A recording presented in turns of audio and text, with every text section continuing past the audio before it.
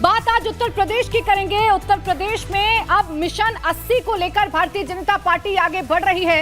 इस बार बीजेपी चाहती है कि 80 में से 80 लोकसभा सीटें भारतीय जनता पार्टी या पूरा का पूरा एनडीए अपने खाते में कर ले। तो विपक्ष की पूरी कोशिश है कि भारतीय जनता पार्टी के एनडीए के इस विजय रथ को बीच में ही रोक दिया जाए। एक तरफ बीजेपी कॉन्फिडेंट नजर आ रही है, लेकिन जातियों के फेर में फंसती हुई नजर आ रही है।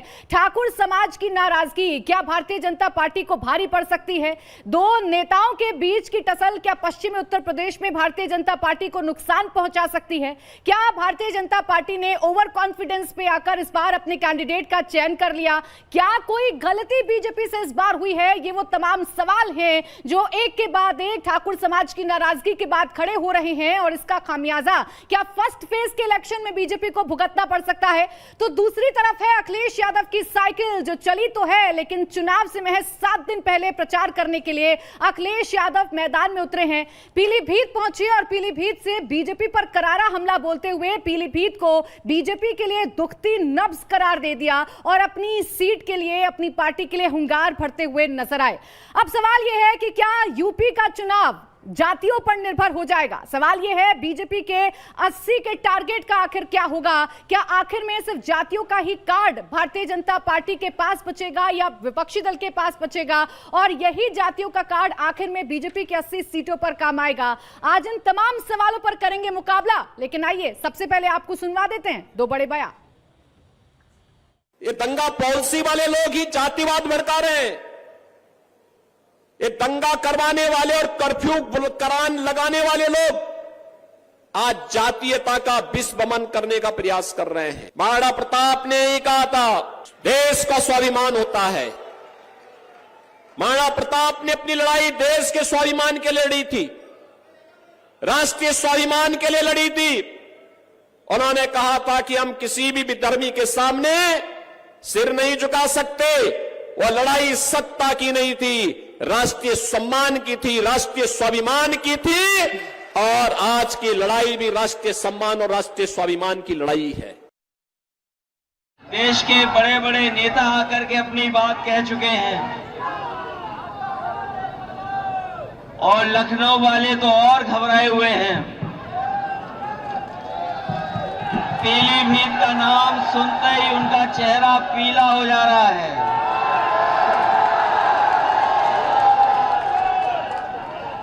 पीलीभीत का नाम सुनते ही भारतीय जनता पार्टी के तमाम नेताओं का चेहरा पीला हो जा रहा है।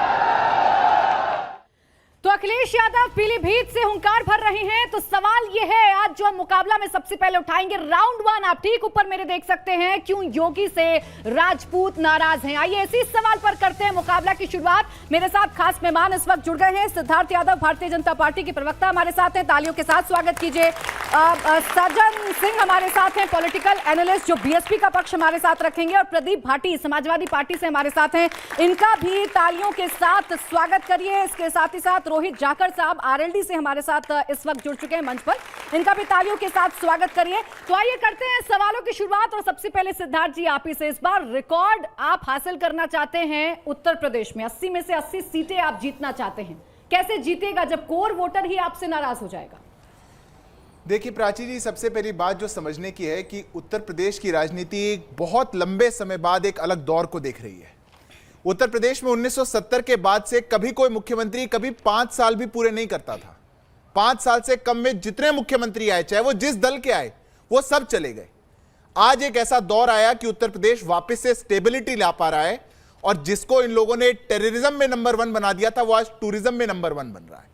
जिस प्रदेश ने ऐसी प्रगति की राह देखी हो, जो बीमारू राज्य बनने की राह पे चल चुका हो, आज वो देश का अग्रणी राज्य बन रहा हो, जहां एक्सप्रेसवेज की भरमार हो, जहां 2 एयरपोर्ट थे 2017 से पहले, आज 10 एयरपोर्ट ऑलरेडी हैं और 21 एयरपोर्ट बनने जा रहे हैं, जो देश का सबसे प्रगतिशील प्रदेश बनने जा रहा हो, वहां पर ये सारी अफवाहें कितनी फैला लें, होने वाला कुछ नहीं है।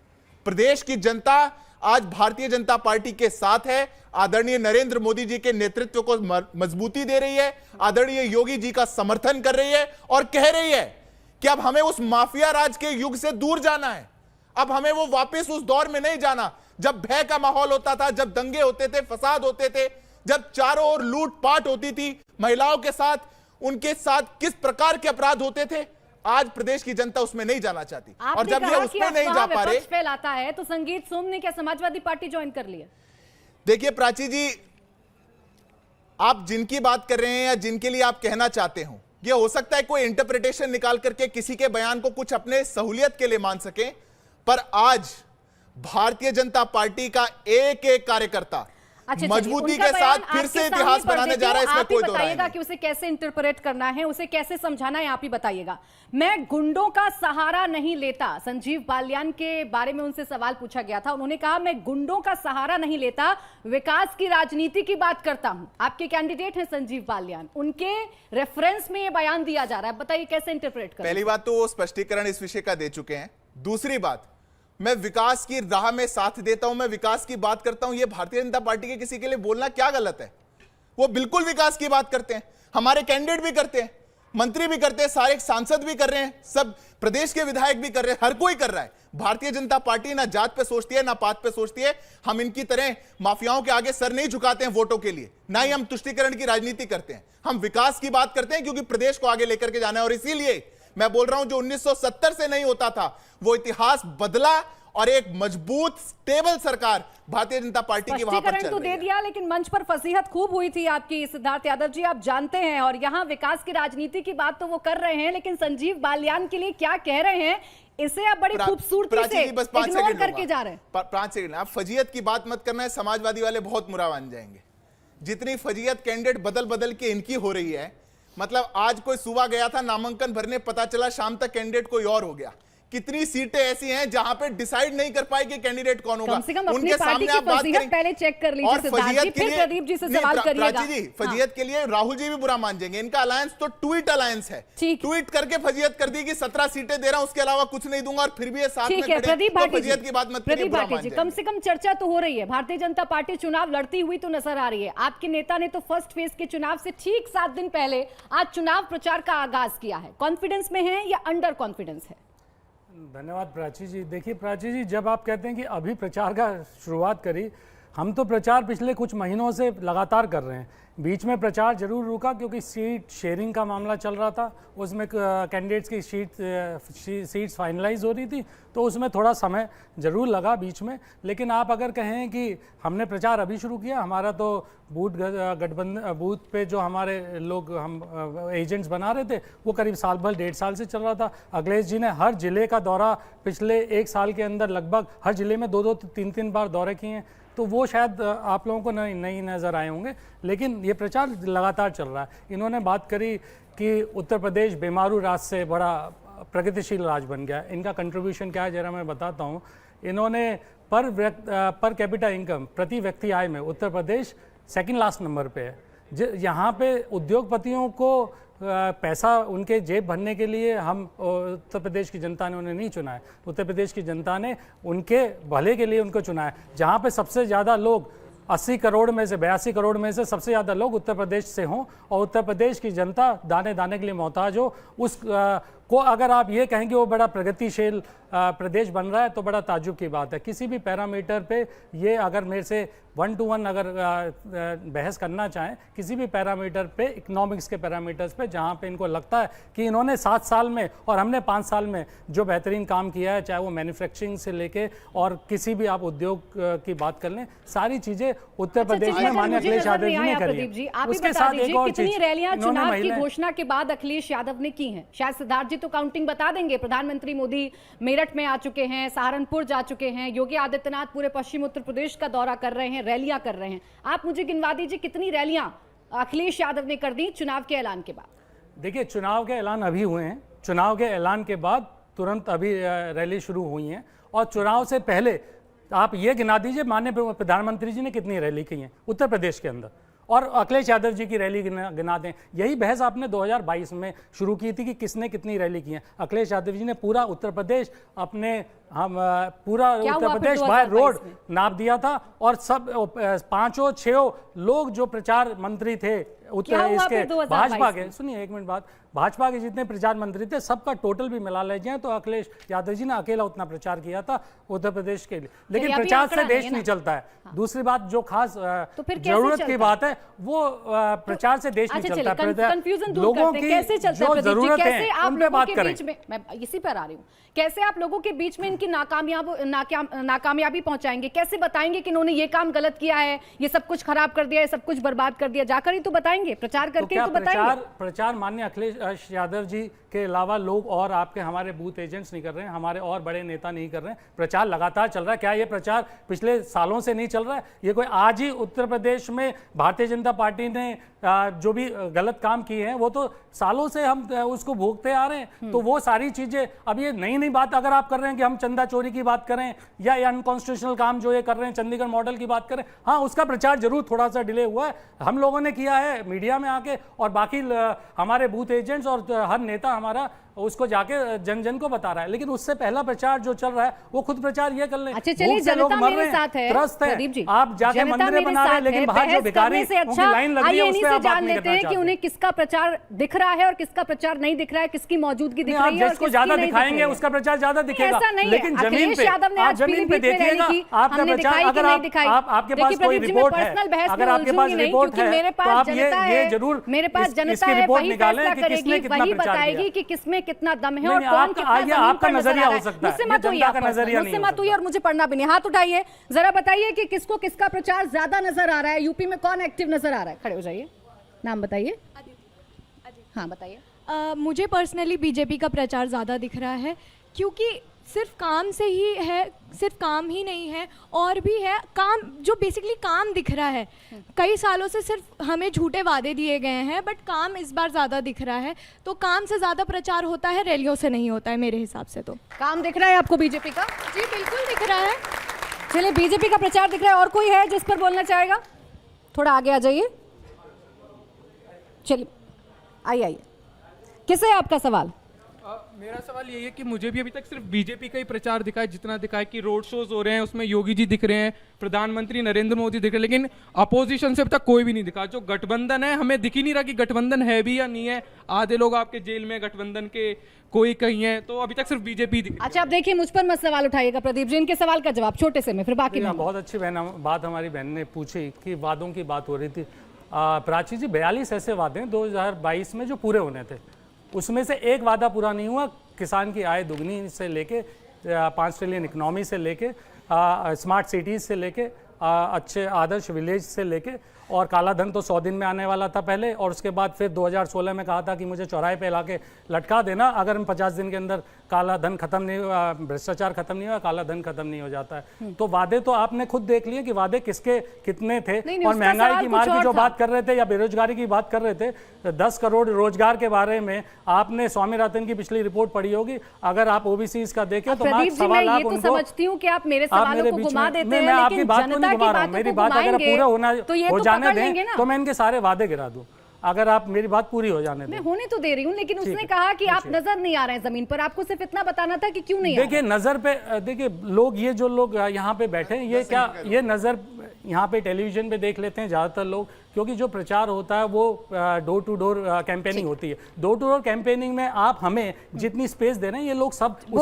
उससे वाकिफ रहेंगे कि कितनी स्पेस हमें मिल रही है, अपोजिशन को मिल रही है, और कितनी स्पेस हमें बहुत बाकी है। जरा काउंट कर लीजिएगा, जरा गिन लीजिएगा एक बार, महंगाई बेरोजगारी पर कितने प्रदर्शन आपने जमीन पर उतर कर किए हैं और कब आपको कवरेज नहीं मिली, गिनकर बताइएगा। पूरा समय आपके पास, हमने और कांग्रेस ने दोनों ने। एक मिनट प्राची जी, ये लोग मुख्तार अंसारी के जनाजे में नजर आएंगे कि प्रचार में नजर आएंगे? कहां नजर आएंगे? ये लोग तो मुख्तार अंसारी के जनाजे में जाकर बिजी हैं। जिन लोगों ने तय कर लिया कि तुष्टीकरण से ही वोट आएगा, वो कहां जाएंगे? अभी कांग्रेस की हालत देखिए, रायबरेली और अमेठी के ऑफिस में कबूतर फड़फड़ा रहे हैं। 2-2 आदमी बैठे हैं, सोशल मीडिया का स्क्रॉल करने लग रहे हैं, एक दूसरे को बता रहे हैं, कह रहे राहुल बाबा देखो केरल में कुछ जलवा दिखाएंगे, यहां तो नहीं दिखा पाए। ये हालत हो गई है। ग्रैंड ओल्ड पार्टी की हालत ये हो गई है, समाजवादी की हालत ये हो गई है, क्योंकि ऐसे ही नहीं हुई है प्राची जी, कुकर्म है पुराने। और जो पुराने कुकर्म होते हैं वो कभी पीछा नहीं छोड़ते। देश की जनता का, प्रदेश की जनता का सामना करना पड़ेगा तो लोग पूछेंगे ना यानी कि अपने कैसे। बलबूते पर कम, इनके कुकर्मों पर ज्यादा डिपेंडेंट है भारतीय जनता पार्टी। नहीं, हम तो दोनों पर हैं। हम अपनी अगर उपलब्धि को गिनवा रहे हैं तो याद भी दिला रहे हैं कि 2012 के दिसंबर में खड़े होकर के अखिलेश यादव ने विधानसभा में कहा था कि मेरे 6 महीने मुख्यमंत्री बनने के बाद इस प्रदेश में 27 दंगे हो चुके हैं। तो हम गए थे घर से कि 7 साल में एक भी दंगा अगर नहीं हुआ तो वो प्रदेश की भलाई के लिए। पर इनका तो याद दिलाना पड़ेगा प्राची जी, छोड़ेंगे कैसे? कब सदन में याद तो दिलाना ही पड़ेगा। 27 दंगे हो चुके। आप ये झूठ फैलाने की फैक्ट्री जो आपकी है ना, मैंने अगर और ये अभी युवा व्हाट्सएप बैठे हैं यहाँ पे सब, चलाइए। अगर मैं गलत बोला है आप अभी गूगल कर लीजिए। दिसंबर 2012 में विधानसभा में खड़े होकर अखिलेश यादव ने कहा था। आपके पास यूट्यूब यहाँ पे फोन है। अरे मैं कह रहा हूँ सबको खुला ऑप्शन दे दिया, आपको भी दे दिया, आप भी फोन खोल लो। बयान दे रहे हैं तो आप चलिए इसका फैसला भी जनता से करवा लेती हूँ, इसका फैसला भी जनता से करवा लेती हूँ। फिर रोहित जी और साजन जी आपके पास आऊंगी। यूपी में दंगे कम हुए हैं या बढ़े हैं? किसके शासनकाल में ज्यादा कानून व्यवस्था अच्छी लगी आपको? मैं भाजपा के प्रवक्ता से ये पूछना चाहता हूँ कि कोई भी बहस का, कभी भी डिबेट में आए भाजपा के प्रवक्ता अतीक अहमद, मुख्तार अंसारी, दंगे, इनके अलावा क्या रोजगार पे कभी बात होती है? युवाओं को रोजगार कितना दिया जा रहा है? किसानों की आय कितनी बढ़ रही है? किसान यूपी से लेकर पूरे देश में परेशान है किसान। उनको एमएसपी पे क्या दे रहे हैं? पहले धरना खत्म करवाया किसानों का प्रधानमंत्री जी ने, उसके बाद में उनको आश्वासन दिया धरना खत्म कर दीजिए। यानी जनता है सब जानती है, मुद्दों से भटकाएंगे तो पकड़ लेंगे। और किसी का सवाल है? मैं बिल्कुल गंभीरता का जवाब भाजपा के प्रवक्ता से यह सवाल है कि गौतम बुद्ध नगर लोकसभा का जो सांसद है पिछले 10 साल से, डॉक्टर महेश शर्मा जी, जो उन्होंने विकास किया है वो बता दें। जो उन्होंने गांव गोद लिया था उसमें क्या विकास किया है ये बता दें। आप बताएं ना कौन सा काम लिया था। मैं अपडेट देता हूं। बताइए, सवाल का जवाब दीजिए। अपडेट दे देता हूं इनके साथ। गांव का नाम बताइए। एक अपडेट जरूर दे देता हूं इसके साथ। गांव का नाम बताइए, गांव का नाम बताइए और एक अपडेट जरूर दे देता हूं इनकी बात को ऐड करते हैं। नहीं, मैं बस एक ऐड कर रहा हूं उसमें। अब फिर आप कहेंगे काम की उनकी बात को बस ऐड कर रहा हूं छोटा सा। हाँ, उन्होंने जो नेमका की बात करी है उस गांव ने बाइकआउट कर दिया है सांसद जी आप बोलिए। मैं जवाब दे देता बोलिए हूं, सिद्धार्थ आप जी। मिर्ची मत लगाओ। अब देखिए क्या हालत है। मैं बिल्कुल पहले तो अपने भाई की गंभीरता से जवाब देता हूं। हम मुख्तार अंसारी की बात करते हैं, अतीक अहमद की बात करते हैं और बड़ी गंभीरता से करते हैं क्योंकि ये छोटा विषय नहीं था। अगर ये माफिया राज रहेगा तो रोजगार आ सकता है क्या? अगर ये माफिया राज रहेगा तो प्रदेश की तरक्की हो सकती है क्या? अगर कोई व्यक्ति, अब आप मेरा जवाब सुनिए, मैं आपकी बात सुनिए। अब आप मेरा जवाब सुनिए। अगर कोई व्यक्ति 60 केसेस में और 8 केसेस में कन्विक्ट हो गया, 1978 में पहली बार उस पर केस दर्ज हुआ था और 2022 में उसकी कन्विक्शन हो पाई, 44 साल तक वो अनकन्विक्टेड गया। पूरे जहां वो अपना जनाजा निकालता था जीवित रहते हुए, जहां वो सड़कों पे घूमता था, वहां कहर ढाया करता था। क्या वैसे प्रदेश में रोजगार आ सकता है? क्या वैसे प्रदेश में किसी भी व्यक्ति के लिए, किसी भी नौजवान के लिए मुख्तार की डिटेलिंग इनके पास है? अच्छा ठीक है, इस पर साजन सिंह भी बोलना चाह रहे थे। रुक जाइए प्लीज। एक छोटा सा जवाब इन्होंने जो बात कही है, ये पहले एनसीआरबी के डेटा पढ़ के आए। उत्तर प्रदेश में महिला अपराध में नंबर 1 है, दलितों पे अपराध में नंबर 1 है, पर्सनल डेथ में नंबर 1 है। देखिए आप बीच में बोलने लगे जैसे आप ही पोल खुली। अच्छा चलिए साजन सिंह जी, आप सुनिए, आप ये सब आंकड़े लेके आप किसानों की समस्या का हल नहीं कर सकते। आम जनता की जो समस्याएं हैं, महंगाई, बेरोजगारी, आप उससे भाग नहीं सकते। आप ये अतीक लाके या वो लाके आपने क्या किया? आप 22 की बात कर रहे थे, 7 साल आपने क्या किया? कम से कम समाजवादी पार्टी और भारतीय जनता पार्टी की लड़ाई तो नजर आ रही है। आप मुझे बता दीजिए मायावती कहाँ है? वो कब निकलेंगी चुनाव प्रचार के लिए? किस मुहूर्त का इंतजार किया जा रहा है? हमारी एक राष्ट्रीय पार्टी है। हमारा जो कार्यकर्ता है हर घर में जाकर के दरवाजे पे ठोकर मार रहा है, दरवाजे पे दस्तक दे रहा है। और यही बात है कि अगर आपको लगता है कि प्रचार तंत्र से ही सत्ता हासिल हो सकती है तो ये प्रचार के अलावा करते क्या है, हमें ये समझ नहीं आता है। आप जैसे ही टीवी खोलिएगा आप प्रधानमंत्री जी का फोटो नजर आएगा। आज यहाँ रैली आ रहा है, कल वहाँ रैली हो रहा है। अगर आपको रैली की जरूरत क्यों पड़ती है? अगर आपने इतना ही विकास किया है, आपने मापदंड इतना भारत का आगे कर दिया है, आपने भारत को आर्थिक महाशक्ति बना दिया, तो घर घर जाकर के प्रधानमंत्री जी को दिन भर में अपना सारा काम काज छोड़ करके 3-3 सभाएं क्यों करनी पड़ी है? इसका रीजन यही है कि आप बेरोजगारी पे बात नहीं करते हैं, आप महंगाई पे बात नहीं करते हैं। जनता के जो ज्वलंत मुद्दे हैं, ये सारे बेरोजगार बैठे हुए हैं। कल को इनका भविष्य का जवाब कौन देगा? जो सत्ता में बैठी हुई सत्ता की चाबी आप जिसके हाथ में थमाते हैं, उससे प्रश्न करने का राइट होता है कि हमारा भविष्य क्या होगा। कोई जवाब नहीं इनके पास। हमने अतीक अहमद को मार दिया, हमने उसको मार दिया, इसको जिला दिया, इसके लिए आपको वोट दिया गया है क्या? नहीं, आपको वोट दिया गया है साजन जी, आपको वोट दिया गया है आपकी गंभीरता पर देखिए ताली भी बज रही है क्योंकि आप बात जनता के मुद्दों की कर रहे हैं। साजन जी एक सेकंड,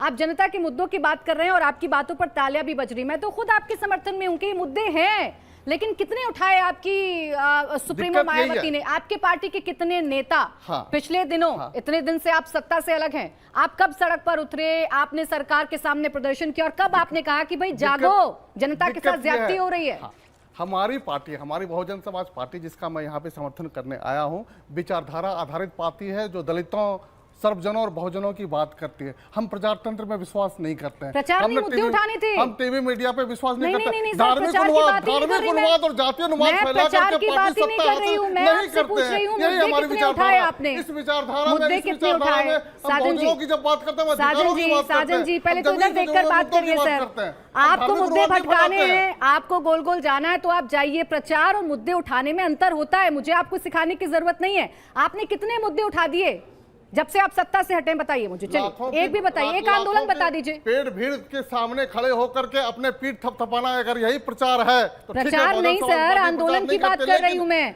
प्रचार और आंदोलन में अंतर समझ में आ रहा है आप लोगों को? नहीं, हम जनता से अलग हट गए, इसका पैमाना मैं क्या है? आंदोलन कौन की सा- बात कौन कर रही हूँ, साबित करेगा प्रचार की इसको? नहीं। अच्छा ठीक है, रोहित जाकर जी, सब कह रहे हैं कि मुद्दे बहुत सारे हैं उत्तर प्रदेश में। क्या किया एनडीए की सरकार ने उत्तर प्रदेश में? कुछ नहीं है। अब तो बची कुची जो जातियां थी, आपके आने से जाट तो सद गए, लेकिन क्षत्रिय समाज इनसे नाराज हो गया। देखिए प्राची जी, मुद्दों पे अगर आधारित डिबेट होगी तो उनका समाधान भी सरकार या वक्ता बताएगा या उसके प्रति सजग रहेगा।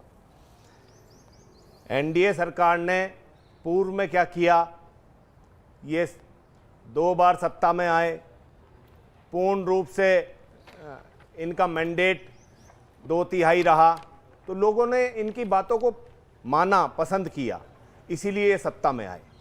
हम लोग लगातार 12-13 वर्ष विपक्ष में रहे।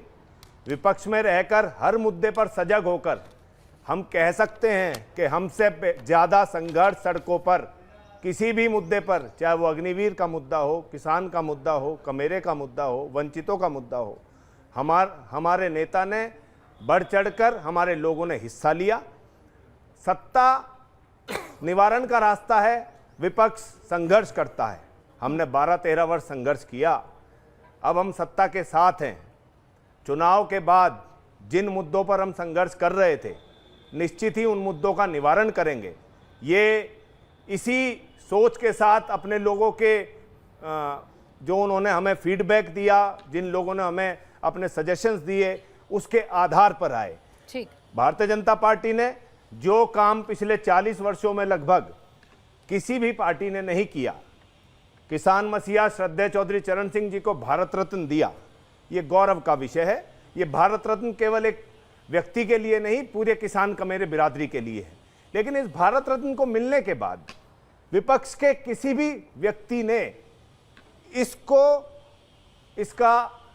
खुले हाथों से स्वागत नहीं किया। ऐसा क्यों? एक पॉइंट, यानी कि आप मान रहे हैं बीजेपी ने अच्छा काम किया है? बीजेपी देखिए सरकार, मैं क्या कह रहा हूं, इन्होंने काम कितना अच्छा किया है तो जनता खुद तय करेगी। बार बार 2 बार ये आए हैं, लेकिन हम ये कह रहे हैं कि हम इनके साथ क्यों आए। श्रद्धेय चौधरी चरण सिंह जी को भारत रत्न इन्होंने दिया, जो विपक्ष की किसी भी पार्टी ने कभी नहीं दिया। या किसान कमेरे के जो मसीहा हैं, उनको भारत रत्न देने का स्वागत विपक्ष की किसी भी पार्टी को नहीं करना चाहिए तो था। आप अलग क्या थे जो ना? मेरे साथी मैं हैं, सिर्फ इतना क्या ये इस बात, पूछूंगी इस फैसले का स्वागत करते हैं? नहीं आपसे कि क्या ऐसी इनके कौन लिए सी आई ड्रॉप है आप लोगों के पास जो जी। ठीक चुनावों से पहले आंखों में डालकर सब कुछ साफ साफ नजर आने लगता है, आपको दिखता है कि बहुत अच्छा काम कर रही है बीजेपी? देखिए, ना तो चुनाव से पहले आने के बाद हमें सब कुछ साफ दिख रहा है। हम आपसे पहले ही कह चुके, जिन मुद्दों पर हम संघर्ष कर रहे थे, उन्हीं मुद्दों की समस्या का निवारण कौन करेगा? अच्छा देखिए, समस्या का निवारण सत्ता करेगी ना। खड़े हो जाइए। नमस्कार, मेरा नाम काजल है और मेरा सवाल सिद्धार्थ जी से है। उन्होंने कहा कि रोजगार की बात की, लेकिन जो हमारे युवा हैं उनमें बहुत ज़्यादा आक्रोश भी है इस चीज़ के लिए कि ठीक है आपने बहुत ज़्यादा हमारे विकास किए, लेकिन जो हमारी एजुकेशन है, स्टूडेंट का सबसे पहला जो मोटिव है वो शिक्षा ग्रहण करके नौकरी लेना है। बच्चे एग्ज़ाम देते हैं, बार बार वो जो एग्ज़ाम है वो लीक हो जाते हैं और जिससे बच्चों के अंदर बहुत ज़्यादा डिमोटिवेट हो जाता है। इस पर आप पेपर लीक का मामला बड़ा मुद्दा बना उत्तर प्रदेश में। हाँ, किससे सवाल है? मैं पकड़ रही हूँ, बोलिए। मेरा नाम सुधांशु राज है और मेरा सवाल सिद्धार्थ सर से है कि सर एक समय की बात, एक लड़की कृति दुबे नाम की लड़की ने प्राइम मिनिस्टर को चिट्ठी लिखा, उसमें बताया कि महाशय पेंसिल का कीमत बढ़ गया है और जब मैं माँ को पेंसिल के लिए बोलता हूँ तो माँ मुझे पीटती है। क्या प्रधानमंत्री इस पे कोई उन्होंने जवाब दिया? और दूसरा मान्यवर ये सवाल है कि एक एक सवाल पूछिए ताकि सबका नंबर आ जाए। आइए मैम, मेरा सवाल ये बीजेपी प्रवक्ता से है। सर, आपने कहा कि हमने लॉ एंड ऑर्डर में बहुत इंप्रूवमेंट की है और मैं मानता हूँ यूपी में बाबा के आने के बाद लॉ एंड ऑर्डर में बहुत इंप्रूवमेंट हुई है। जितने इनकाउंटर्स हुए हैं, सरेंडर्स हुए हैं, वो हम सबको पता है। बट सर, फिर जैसे ही आपकी अच्छी इमेज बनती है लॉ एंड ऑर्डर के मामले में, वैसे ही आ जाता है WFI ब्रजभूषण चरण सिंह का किस्सा। सर, आपको क्या लगता है ब्रजभूषण चरण सिंह के किस्से के आने के बाद क्या यूपी गवर्नमेंट या नेशनल गवर्नमेंट की जो इमेज है उसमें कुछ फर्क? ठीक है, सारे सवाल सिद्धार्थ जी आप ही से हैं, खड़े हो जाइए, बताइए। अमेठी में स्मृति ईरानी 5 साल में 2 महीने पहले चुनाव से अपना घर बनाती हैं और अमेठी के लोग इस बात से इतना परेशान हैं कि वो 5 साल में एक भी बार नहीं आई और चुनाव से पहले उन्होंने घर बनाने का सोच लिया। मैं जवाब दे देता हूं। दीजिए, अब जवाब दीजिए। बहुत सारे सवाल, रोजगार को लेकर आपसे सवाल, ब्रजभूषण को लेकर आपसे सवाल और अमेठी में स्मृति ईरानी के घर बनाने को लेकर आपसे तो मैं इससे जवाब देता हूं। जिन्होंने घर बना लिया उनसे प्रश्न पूछ रहे हैं, जो 60 साल से एक घर ही नहीं बना पाए और वहां बैठे हुए थे, उनसे भी कभी प्रश्न पूछना चाहिए। 60 साल तक अमेठी की हालत इतनी खराब थी, गांधी परिवार का कौन सा वो व्यक्ति था जिसने वहां पर जाकर के चुनाव नहीं लड़ा, और गड्ढों की स्थिति इतनी बड़ी थी कि लखनऊ से अमेठी चले जाओ तो ऐसा लगता था पता नहीं 1000 किलोमीटर दूर चले गए। ये हालत थी। और आज अमेठी की क्या हालत है? अमेठी की जनता ने एक बार तो 19 में मैंडेट दे ही दिया और ऐसा भगाया राहुल बाबा को कि अब तक टिकट भी नहीं डिक्लेयर हो पाई। कौन लड़ेगा वो छोड़िए, कभी बात आ जाती है प्रियंका जी का लड़का भी लड़ सकता है, कभी दामाद बाबू भी लड़ सकते हैं, राहुल जी कह रहे हैं अभी मैं छोड़ूंगा नहीं, हो सकता है मैं ही लड़ जाऊं फिर से। इतनी बुरी हालत हो गई। जनता जनार्दन है, हम जनता के मैंडेट के साथ जाते हैं। दूसरी बात हमसे पूछी गई, उन्हें रोजगार और पेपर लीक को लेकर के पूछा। निश्चित रूप से हम मानते हैं कि एक गंभीर विषय है। आदरणीय मुख्यमंत्री जी ने भी इसकी गंभीरता को लिया था, कानून भी उसको लेकर के हमारी सरकार ही लेकर के आई, उसमें सख्त कार्रवाई हो वो भी हम लेकर के आए। और अन्य किसी भी प्रदेश में, उत्तर प्रदेश में तो बहुत बड़ी एक संख्या है, पर राजस्थान में जिस प्रकार के पेपर लीक हुए थे उससे हटकर के भी उत्तर प्रदेश में तो ऐसा इस कानून और कार्रवाई के बाद एक माहौल हो जाएगा कि मैं आपको आश्वस्त करता हूं करने लग जाते हैं सिद्धार्थ जी। मैंने किसी को नहीं करा। सरकार है, अब कांग्रेस से कितना कंपैरिजन करेंगे? मैंने बिल्कुल कंपेयर नहीं करा। मैं तो स्पष्ट आपको बता रहा हूं कि उत्तर प्रदेश एक मिसाल के रूप में आएगा। पेपर लीक करने वाला उत्तर प्रदेश की धरती पे तो नहीं रह पाएगा, प्रदेश में जाके देश में जाके कहीं भी रहे। और मैं 10 सेकंड की बात को और जवाब देता हूं। अब ये समाजवादी वाले और बसपा वाले कह रहे थे, 10 सेकंड लूंगा बस, और इनके लिए 2 लाइनें भी मेरे को याद आ रही हैं। जिनके किरदार से शैतान भी शर्मिंदा है वो हमको यहां नसीहत देने आए हैं। अपने लिए इनके किरदार से इनकी शैतान की भी हालत थी।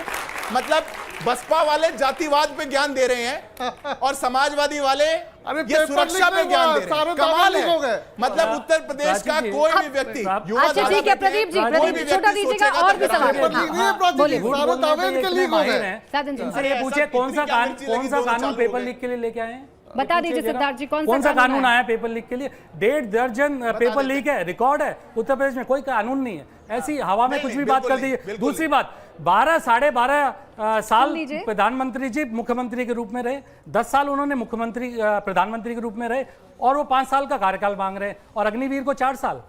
अब देश की जो हिफाजत करेंगे उनको 4 साल, और प्रधानमंत्री जी 22 साढ़े 22 साल रहेंगे और 5 साल मांगेंगे। ये न्याय है, यही पर्दाफाश करते हैं। बोलिए। मैं बिल्कुल इसका जवाब देता हूं। पेपर लीक को लेकर के नेशन वाइड भी भारतीय जनता पार्टी अपनी प्रतिबद्धता को स्पष्ट कर चुकी है। यहाँ तो जो इंसिडेंट हुआ, तो नहीं होगा। कानून कौन सा लाए बताइए? अरे सुनिए, ऐसे चिड़िया मत। यहाँ जो इंसिडेंट हुआ, मैं कहता हूँ देश में कोई भी पेपर लीक हुआ था उससे फास्टेस्ट अरेस्ट उत्तर प्रदेश में हुआ। फास्टेस्ट अरेस्ट हो गया और कानून लेके आए थे, उनको पकड़ करके उनका इंसाफ किया गया। करके बोल जाइए जनता के सामने, सामने खड़े होंगे, सुनते लीजिए बात को, बोलिए और जाइए। अच्छा चलिए ठीक है, लेकिन सिद्धार्थ जी यहाँ पर लोग बात भी ये कर रहे हैं, सारे लोग बैठे, कानून लाने से फायदा क्या है? पेपर तो फिर भी हो रहे हैं, अगर कानून आ भी गया तो फिर भी बच्चों के साथ तो खिलवाड़ हो रहा है ना। देखिए मैं तो कहता हूं पहले से थे वो काम भी यहां पर हो गए। एक मिनट, इसमें कोई अलग से कानून आता है। मेरा सवाल बीजेपी के प्रवक्ता से है। आप लोग कहते हैं इस बार 400 पार, आप लोग कहते हैं हम चुनाव प्रचार कर रहे हैं, लेकिन आप लोग महंगाई की बात नहीं करते। हम लोग गरीब लोगों की बेसिक नीड होती है दूध और दही, आपने उस पर भी टैक्स लगा दिया है, तो आप इस पर बात क्यों नहीं करते? आपसे सवाल पूछा जाता है तो आप बोल 370 की बात करते हैं, पाकिस्तान की बात करते हैं, राम मंदिर की बात करते हैं, लेकिन महंगाई की बात आप नहीं करते हैं। अच्छा, महंगाई की बात नहीं की जाती है और बिल्कुल कर देते हैं, जवाब देते हैं। 5 किलो चावल दे रहे हैं ना। मेरा नाम रूपाली शर्मा है। मेरा सवाल प्रदीप सर से है। सर, अगर आपकी सरकार इतना अच्छा काम करती है तो फिर सत्ता में क्यों नहीं आती? और दूसरी बात, आप रोजगार की बात बार बार करते हैं, तो रोजगार का मतलब ये नहीं है कि आप ग्रेजुएशन पास हो जाते हैं तो आपको रोजगार मिल जाना चाहिए। स्किल्ड इंडिया की बात बीजेपी करती है, तो फिर आप उसे कैसे रोक सकते हैं? ठीक है प्रदीप जी, पहले आप दे दीजिए, फिर महंगाई वाले पर आप बोलिए। महंगाई पे बिल्कुल जवाब देता हूं। अच्छा, मैं दे दूं। नहीं, पहले प्रदीप जी आप बोलिए बच्चे के साथ। रोजगार पे बहुत अच्छा इन्होंने सवाल पूछा। हमारे अध्यक्ष माननीय अखिलेश यादव जी ने कहा हमें एम्प्लॉयमेंट रेट पीछे है सवाल, मत बताइए, अनएम्प्लॉयमेंट रेट बताइए। आपका अनएम्प्लॉयमेंट रेट क्या है? आप यूरोप देखिए, आप अमेरिका देखिए, हर जगह अनएम्प्लॉयमेंट रेट पता चलता है। और जो उससे ये पता चलेगा कि 90% युवा, चाहे वो गांव हो या शहर हो, उसमें अनएम्प्लॉयड है। आप अनएम्प्लॉयमेंट, हमने ये सदन में माननीय अखिलेश यादव जी ने ये सवाल कहा था और ये लोग चुप रहे, इसका जवाब नहीं दिया माननीय मुख्यमंत्री जी ने। और जब आप दूसरी बात कहते हैं कि हम सत्ता में क्यों नहीं आए, देखिए सत्ता में आपके पास प्रचार तंत्र बहुत बड़ा है, बहुत सारी चीजें ऐसी होती हैं जो हमने अपने लेसन्स लर्न करें, और हर सत्ता दल ये कोशिश करता है कि वो सत्ता में आए। लेकिन हमने हर तरह से विकास के नाम पे ही चुनाव लड़ा और विकास बहुत अच्छा किया। और हमने तो 5 साल 7 साल में आप कर रहे हैं। प्रचार से क्या जनता को बेवकूफ बनाया जा सकता है? अभी बना रहे थे ना भाई, जनता अभी तो बना रहे थे, आपके सामने नमूना था, अभी बना रहे थे। आप बता दीजिए 42 बातें बता दीजिए ना, पूरे हो गए तो कमाल बात करिए। आप बताइए 42 बातें पूरे हो गए, ये बताइए 2022 में पूरे होने थे। प्रचार से बेवकूफ बनाया जा सकता है क्या जनता को? यस मैम, बनाया जा सकता है और बनाया जा रहा है, क्योंकि सोशल मीडिया का सबसे दुर्भाग्य बस यही है कि जितना चीज़ों को हम दिखाएंगे लोग उनका माइंडसेट बनता जाएगा, और ये बार बार यही करते हैं, प्रचार के नाम पे बार बार वही पेज लाएंगे, अपना प्रोपेगेंडा एजेंडा बार बार दिखाते रहते हैं, जिससे कि हमारे माइंडसेट में बनता रहता है। और सर, बीजेपी प्रवक्ता जो है उन्होंने बार बार बोला कि गुंडा राज खत्म करेंगे। जैसे कि आप जानते हैं कि योगी आदित्यनाथ पे कई संगीन मामले दर्ज हैं गोरखपुर महाराजगंज में, जैसे कि अपराध के मामले हैं, हत्या के मामले हैं और जाति धर्म के नाम पर दंगे के मामले हैं। तो आप कैसे बोल सकते हैं कि मतलब कैसे गुंडा राज खत्म करेंगे? दोहरा मापदंड, थोड़ा इधर आ जाइए। मैं असहमति दर्ज कराता हूं, जवाब भी दे देता हूं। बोलिए बोलिए। मेरा नाम लखन प्रताप सिंह है। मेरा सवाल आप चारों से है कि आप, हाँ, ये वाला जवाब कौन देगा ये डिसाइड करिए, वरना फिर आपस में लड़ने लगेंगे। मेरा सवाल ये है कि आप कहते हैं जो रिजर्वेशन है, रिजर्वेशन की बात करते हैं, जो जातियों में बटे पड़े हैं लोग, जो अपर कास्ट है और जो लोअर कास्ट है, उनमें भी तो जो लोग होते हैं जो क्या कहते हैं छोटे घर से आते हैं और छोटी, जैसे आपने मतलब नीची कास्ट है, मतलब लोअर कास्ट है, उनको तो आपने रिजर्वेशन दे रखी है। लोग क्या कहते हैं मतलब जिनके कम नंबर। अच्छा, आप ये कह रहे हैं जनरल कास्ट का क्या होगा? हाँ, जनरल कास्ट का क्या होगा? जनरल कास्ट का क्या होगा सवाल ये। और किसी का सवाल था? कोई सवाल खड़े कर रहा था? हाँ, खड़े हो जाइए। मेरा नाम खुशी है। मेरा बीएसपी पार्टी से, मतलब उनके प्रवक्ता से है सवाल कि आप कह रहे हो कि नाम याद है बीएसपी का मतलब? देखिए, हाँ, उपलब्धि है अभी, वो आज पता, अभी पता चला, अभी पता चला। मतलब मेरा ये क्वेश्चन है आपसे, आप कह रहे हो कि वो दंगे करवाते हैं, वो काम करवाते हैं, प्रचार करवाते हैं। सर, आपकी पार्टी तो एग्जिस्टिंग ही नहीं लगती मेरे को। मतलब आपने क्या काम करवाया, आप वो बताइए, तो आपने क्या काम करवाया? अब पहले जवाब आप दीजिए, फिर उसके बाद सिद्धार्थ जी देंगे। हाँ, अब पहले आप जवाब दीजिए। आ रही, बोलिए। 4 प्रश्न आए हैं। बोलिए जल्दी, फिर ब्रजभूषण पर बोलना है आपको, और आपको महंगाई पर बोलना है। जवाब अवसर दो। एक सेकंड, साजन जी बोलिए, जल्दी बोलिए। हाँ, ऐसा हर राजनीतिक दल का ना, राजनीतिक सत्ता लेना एक जिम्मेदारी होती है, संविधान ने दिया है, लेकिन उसके लिए सिर्फ प्रचार तंत्र का सहारा ले लेना और प्रचार तंत्र में भ्रमित करना लोगों को, ये कर्तव्य नहीं होता है। हाँ, एक राजनीतिक दल के रूप में आपको देश में शासन करना, जब जन जन को ये विश्वास हो जाए, पता चल रहा है आपकी जब पार्टी जन जन को ये विश्वास हो जाए कि नहीं, सत्ता हमारे लिए है, जब जन जन को विश्वास हो जाए सत्ता हमारे लिए है, वही सरकार होती है। ये लाल टोपी वाले और गुलाबी टोपी वाले दीजिएगा, बाकी मेहमान महंगाई पर बताना है, ब्रजभूषण पर बताना है, महंगाई पर बताना है, ब्रजभूषण पर बताना है। रुकिए ना सर, 1 मिनट, मुद्दों की बात कर रही हूँ ना, रुक जाइए 1 मिनट, बोलिए। इनसे ना उम्मीद रखो, ये बीएसपी वाले हैं, ये किसी से भी मोहब्बत नहीं करने वाले हैं, इसलिए इनकी तो मत करो। मैं देता हूँ जवाब। अब सुनो यार, हम तो जनता से मोहब्बत करते हैं, हम तो जनता से गंभीर बातें पूछी गई। मैं आप सर्टिफिकेट लेने की जरूरत नहीं है। अरे ऐसा कैसे? हम क्या करते हैं? अभी हो गया, अभी मैं बोलूँ जवाब। सर्टिफिकेट लेने की जरूरत नहीं है। अभी देखिए, 2 बातें महत्वपूर्ण पूछी गई। पहले मैं महंगाई की बात करता हूँ। महंगाई आज सब युवा जो इतने बैठे हैं, मैं आपको एक डेटा देकर के जा रहा हूं और शो के बाद आप लोग खुद सर्च करना। आज तक के इतिहास में जितनी लोएस्ट रेट ऑफ इन्फ्लेशन अगर कभी रही है 10 सालों में, वो सारे 10 के 10 साल एनडीए के रहे। 5% से कम है। 12.8 पे थी 2012 में, 12.8 पे, आज 5%। एक बार 30 सेकंड दीजिए, उसके बाद आप जवाब दीजिए। अच्छा बोलने तो दीजिए ना, बोलने नहीं देंगे तो कैसे पता चलेगा? मैं 30 सेकंड का जवाब दे रहा हूं। 12.8% थी, 1290 रुपए का सिलेंडर था, जिस सिलेंडर को भी ये लोग इशू बनाने की कोशिश करते हैं। उज्ज्वला का छोड़ दीजिए, मैक्सिमम प्राइस भी हमारे समय में 900 रुपए, 1000 रुपए, 1100 रुपए गया।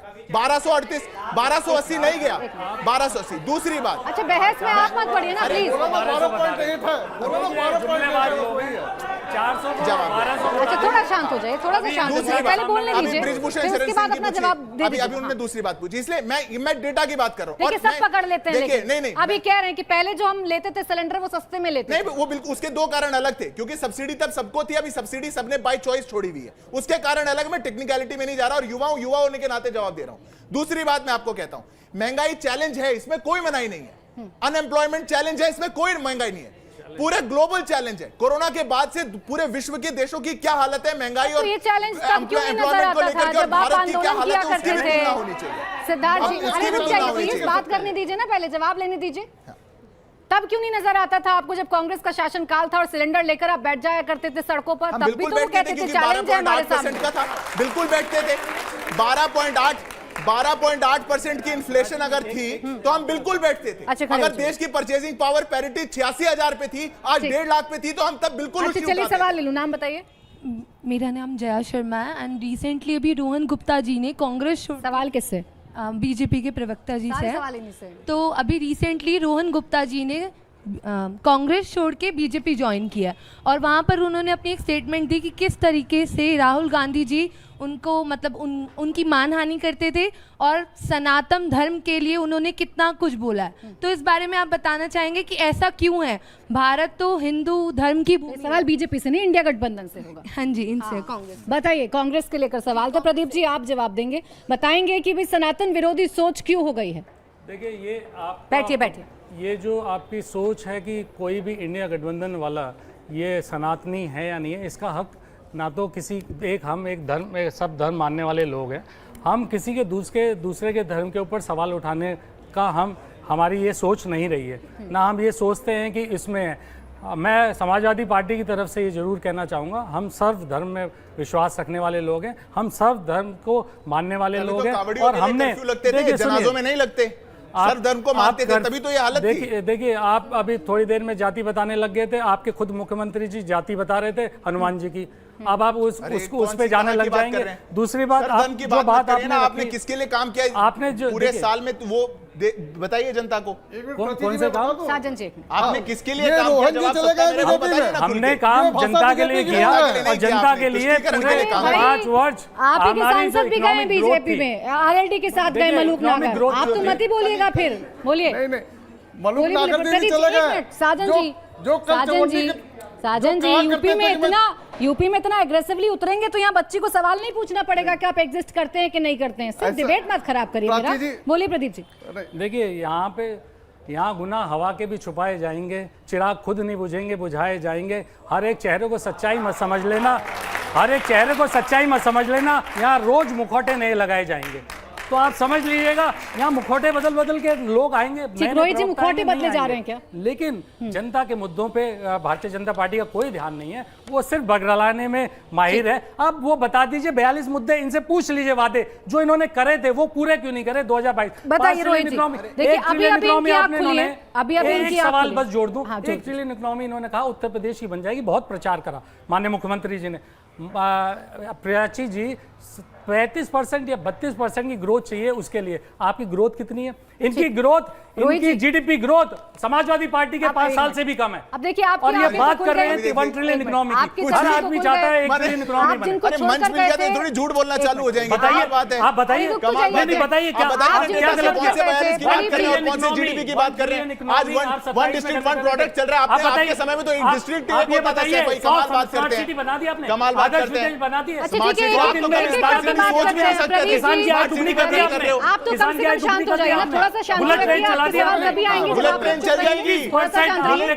चलेगी, गारंटी है, गारंटी। आप बताइए, मैं प्रदीप जी और सिद्धार्थ जी, मुझे बार-बार आगे आना पड़ेगा, आप लोगों को चुप करना पड़ेगा। अब आप जनता के सामने बैठे हैं, शिष्टाचार का परिचय तो आप दोनों को देना होगा, बताना होगा, एक-एक करके बोलना होगा ना, एक-एक करके बोलना होगा, तभी तो चर्चा आगे बढ़ेगी। रोहित जी से मेरा सवाल था, इतना अच्छा सवाल पूछ रही थी मैं उनसे, आपके चक्षु तो खुल गए, लेकिन जिनको आप छोड़कर गए हैं वो तो कह रहे हैं कि हमारी आंखें पहले से ही खुली हैं, लेकिन अभी भी हमें अंधेरा नजर आ रहा है क्योंकि कुछ किया नहीं है भारतीय जनता पार्टी ने।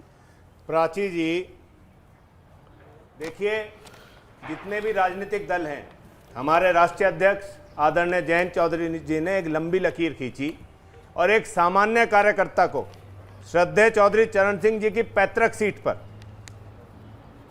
अब प्रत्याशी बनाया, जिस सीट पर चौधरी चरण सिंह जी का परिवार पिछले 87 सालों से प्रतिनिधित्व कर रहा था। इस बार चौधरी चरण सिंह जी के परिवार से कोई भी व्यक्ति चुनाव में नहीं है। इतना बड़ा देश में किसी भी राजनीतिक दल ने अपनी पैतृक सीट को अगर किसी कार्यकर्ता को दिया हो, ऐसा कोई काम किया हो, तो आप मुझे बताएं या ये मेरे साथी मुझे बताएं। बता दीजिएगा प्रदीप जी, दे दीजिए जवाब।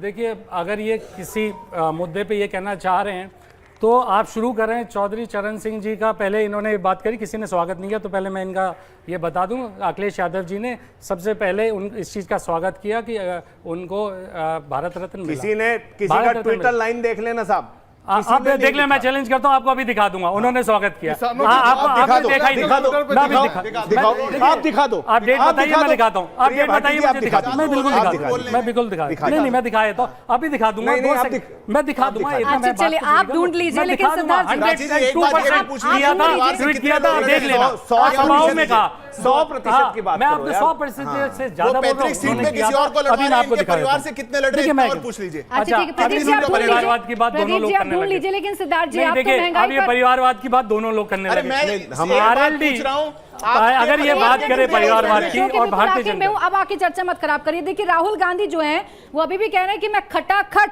गरीबी दूर कर दूंगा, हर महिला को हर साल 1 लाख रुपए दूंगा, तब तक दूंगा जब तक गरीबी खत्म नहीं हो जाएगी। फॉर्मूला राहुल गांधी के पास है और आपके पास नहीं है सिद्धार्थ जी। देखिए, मैं तो प्राची जी एक ही बात कहूंगा राहुल जी के लिए कि एक ही राहुल काफी था बर्बाद कांग्रेस करने को। अब ये 26 राहुल बैठे हैं, अंजाम कांग्रेस क्या होगा? एक ही काफी था। वो क्या बोलते हैं, क्या सुन के बोलते हैं, किसका सुन के बोलते हैं, क्या सोच के बोलते हैं, भगवान नहीं जाने। ना उनको कैलकुलेशन पता, उनके मैनिफेस्टो में क्या लिखा है ये भी उनको पता हो तो मैं मान जाऊं। ठीक है, अब बहुत सारे सवाल यहाँ से बहुत हाथ उठ रहे हैं और आपके एक एक सवाल एक एक जवाब का काउंटर कर रहे थे बैठ के, बोलिए। मेरा सवाल सिद्धार्थ जी से, उन्होंने बोला कि मुख्तार अंसारी जैसे लोग रहेंगे तो देश में विकास और रोजगार नहीं हो पाएगा। तो अजीत पवार जैसे लोग जो सिंचाई घोटाले में पकड़े गए और कांग्रेस के बाद उन्होंने बीजेपी ज्वाइन कर लिया, तो इसके बाद क्या देश का विकास हो पाएगा? बोलिए मैम। प्राची जी, सिद्धार्थ यादव जी से सवाल है मेरा, मैं ट्वीट दिखा कि मुख्तार अंसारी थे, अतीक अहमद थे, तो ब्रिजभूषण सिंह थे, संजय सिंह है, ब्रिजेश सिंह है, विजय सिंह है, और हमारे माननीय मुख्यमंत्री जो विधानसभा ब्रिजभूषण पर बार-बार बोलिए। सर, मेरा सवाल सिद्धार्थ जी से है। हाँ, स्मृति ईरानी 2014 लोकसभा चुनाव से पहले सांसद भवन के सामने सिलेंडर लेके धरना दी थी कि सिलेंडर की महंगाई बढ़ गई है। उस समय 450 रुपये के आसपास थी और अभी 1100 के आसपास मिली है और सब्सिडी भी ना के बराबर मिल रही है। आती है नहीं भी आती है। इस पर आप क्या कहना चाहते हैं? दीजिए, ब्रिजभूषण पर एक बार बोल दीजिएगा क्योंकि जवाब नहीं आ रहा है इनका। मैं बिल्कुल जवाब देता हूं, अवसर देना पड़ेगा। मैं पहले तो सिलेंडर का जवाब दे दूं। देखिए, हमारा कोई भी नेता जब हम विपक्ष में थे तो जनता के मुद्दों को उठाने का काम करते थे। रेणुका चौधरी ने प्रेस कॉन्फ्रेंस करके कांग्रेस के नेता ने कहा था 1250 का सिलेंडर है, भरवाना है भरवाओ, नहीं भरवाना तो मत भरवाओ। उसके विरोध में हमारे नेता उतरे। आप उतरिए, अगर आज महंगाई वैसी है तो उतरिए। अगर आपके कार्यकाल जैसा माहौल है आज तो कौन रोक रहा है आपको? पर वैसा समय नहीं है। एक बात मैं जाएगी, ये बात चौधरी चरण सिंह जी के लिए माननीय अखिलेश यादव जी ने नहीं कहा, मैं ट्वीट पढ़ के बता रहा हूँ। उन्हीं को दिखा दीजिए। हाँ, मैं दिखा रहा हूँ उनको। किसान के हितैषी पूर्व प्रधानमंत्री चौधरी चरण सिंह जी, पूर्व प्रधानमंत्री नरसिम्हा राव जी, हरित क्रांति के जनक डॉक्टर एम.एस. स्वामीनाथन जी। उनको दिखाना था। देखिए, नहीं दिखा दिया आपने जनता के सामने, झूठ नहीं चलेगा। जनता के सामने बात क्लियर जानी चाहिए। इन्होंने सबके सामने कहा, ये बात क्लियर होनी चाहिए। झूठ नहीं चलेगा, झूठ नहीं चलेगा, ये पढ़ लें, झूठ नहीं चलेगा। रोहित जी, अब अपना सवाल पूछें।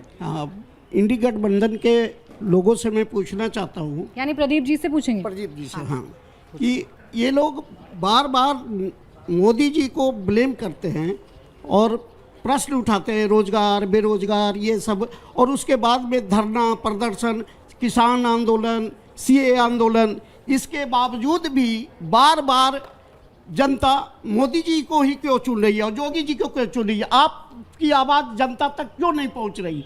या आप पहुंचाने में असमर्थ हैं या आपके बातों में दम नहीं है? बताइए। आपका सवाल बहुत वाजिब है, आपका सवाल बहुत वाजिब है कि हम बात पहुंचाने में अगर पूरी तरह से कामयाब नहीं हुए हैं तो आपका सवाल वाजिब है। और ये सवाल सिर्फ हमारे लिए नहीं है, आपके लिए भी है। आप भी ये जानते हैं कि देश में बेरोजगारी अपरंपार हो रखी है, पूरी 45 साल का हाईएस्ट रिकॉर्ड तोड़ के बेरोजगारी रही, उसके बाद महंगाई इतनी रही, किसानों की क्या हालत रही, ये सारी समस्याएं हैं। और हम समस्या देखिए, इसमें सारे जितने भी स्तंभ भी हैं, जो डेमोक्रेसी के स्तंभ भी हैं, उन सब की अपनी अपनी जिम्मेदारी है। जरूर अगर हम में उसमें कोई कमी रही है, मैं आपका इस बात से तहे दिल से धन्यवाद करता हूं कि अगर हमारी कमी है, आपने उजागर करी है, हम उसको और बेहतर करेंगे। लेकिन मुद्दे नहीं है, कमी नहीं है, इसको तो आप भी मानेंगे। और अगर देखिए प्रचार में भारतीय जनता पार्टी, आपने अभी यहाँ बैठ के देखा किस तरह से झूठ फैलाया जा रहा है। प्रदीप जी, आप गलती तो मान रहे हैं, आप गलती मान रहे हैं। आपने सहज भाव से कहा कि भाई हम नहीं अगर आप तक पहुंचा पाए तो हो सकता है हमने कम कुछ पहुंचा कमी पाए। रही। मैंने कहा, आप मेरी बात अगर आपने ध्यान से सुनी हो, मैंने ये कहा कि अगर हम उसको उतनी बेबाकी से, उतना ज्यादा प्रकाश रूप से नहीं पहुंचा पाए तो हम ये मानते हैं और कोशिश कर रहे हैं, और हम कोशिश कर रहे हैं इसमें पहुंचाने के लिए। और इसमें सबकी जिम्मेदारी है, इनमें सवाल पूछने वाले की भी जिम्मेदारी है, हमारी भी जिम्मेदारी है। मुद्दे तो हैं। बता दीजिए अभी आपने क्या बदलाव किए ताकि आपकी बात पुरजोर तरीके से इन सबके बीच में पहुंचे? जी, सवाल क्या क्या बदलाव किए आपने ताकि आपकी आवाज इन लोगों के बीच में पहुंच जाए? देश इतना त्रस्त है, इतना खराब हो चुका है, इतने सारे मुद्दे हैं, बेरोजगारी, महंगाई का मुद्दा बहुत बड़ा है। सिर्फ 24 घंटे आप मोदी जी को ना चलाएं, हमारी भी बात सुने। सर आप प्रदर्शन करिए, आप प्रदर्शन करिए। अखिलेश यादव, एक मिनट, अखिलेश यादव एक सेकंड मुझे, अखिलेश यादव, दिक्कत ये है ना, आप बोल कर निकल लेते हैं और जब जवाब सुनने की बारी आती है आपका जवाब देने के लिए खड़ा से चीखने लगते हैं। यही दिक्कत है। बताइए मुझे आंकड़ा बताइए, 10 साल का मुझे आंकड़ा बता दीजिए। अखिलेश यादव और आपकी पार्टी कब धरने पर बैठी और महंगाई बेरोजगारी का मुद्दा उठाया और कब वो टीवी चैनल्स पर नहीं चला? आपने अगर प्राची जी देख आप सेलेक्टिव देखते हैं, नहीं सुन, अब आप जवाब नहीं सुनना चाहती, अब आप भाग आप रही हैं। बोलिए, बिल्कुल नहीं भागूंगी मैं। अगर आप सेलेक्टिव देखती हैं, हर विधानसभा सत्र से पहले 2 दिन का धरना होता है और जिसपे आप ये कहते हैं, सुनिए मैं गिनतीवार बताऊंगा, अभी आप एक बात सुनिए, आप हंसने लगी हैं। रूटीन है सर। देखिए, आप महंगाई पे सबसे हर सत्र में आप देखिए 1 दिन का बायकॉट या महंगाई पे हमारे सारे विधायक बाहर बैठ के सारी महंगाई पे वो करते हैं। दूसरी बात बॉयकॉट जरूर करेंगे, पहले से तय किया। बायकॉट की बात नहीं चल रही, बाहर धरना की, विधानसभा के बाद धरना प्रदर्शन की बात। इन्होंने कहा धरना प्रदर्शन गाँव में। मैं आपको चुनौती देती हूँ, मैं आपको चुनौती देती हूँ, आप बताइएगा मुझे विधानसभा के बाहर बैठकर जब आप धरना देते हैं तो कब नहीं चलता वो, और कब अखिलेश यादव के बयानों को सुनाया नहीं जाता है। लेकिन आप रूटीन बना लेंगे, विधानसभा के बाहर बैठकर आप कहेंगे हमारा काम हो गया और हमें तो कवरेज नहीं मिल रही, हमें तो ये नहीं मिल रहा। सुनिए, अब आप फिर मत भागिएगा, मेरा समय खत्म हो रहा है सर, जवाब मेरा से सुन के शो जाइए ना। आपने कहा सिर्फ हमने हर 6 महीने में और 4 महीने में हमारे हर प्रदर्शन हर जिला स्तर पे, हर कलेक्ट्रेट के सामने हुए, ज्ञापन दिए गए, आपने शायद वो नहीं देखा होगा।